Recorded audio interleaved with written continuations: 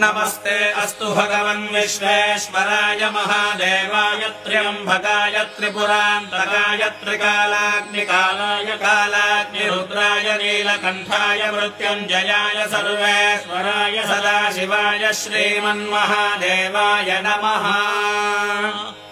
नमो हिरण्यवाहवे सेनान्ये दिशाञ्च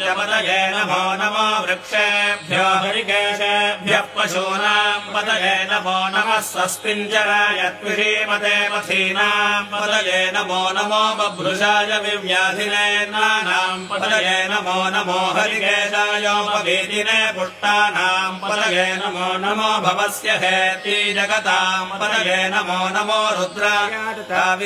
क्षेत्राणाम् पतये नमो नमः सूताय हन्त्याय वनानाम् पतये नमो नमो रोहिताय स्थपतये वृक्षाणाम् पतये नमो नमो मन्त्रिणे वाणिजाय कक्षाणाम् पतये नमो नमो भुवन्तये वारिवस्कृताय औषधीनाम् पतये नमो नमः उच्चैर्घोषाय क्रन्दयते पद्धीनाम् पतये नमो नमः कृत्स्नवीताय धावते सत्त्वनाम् पतये नमः।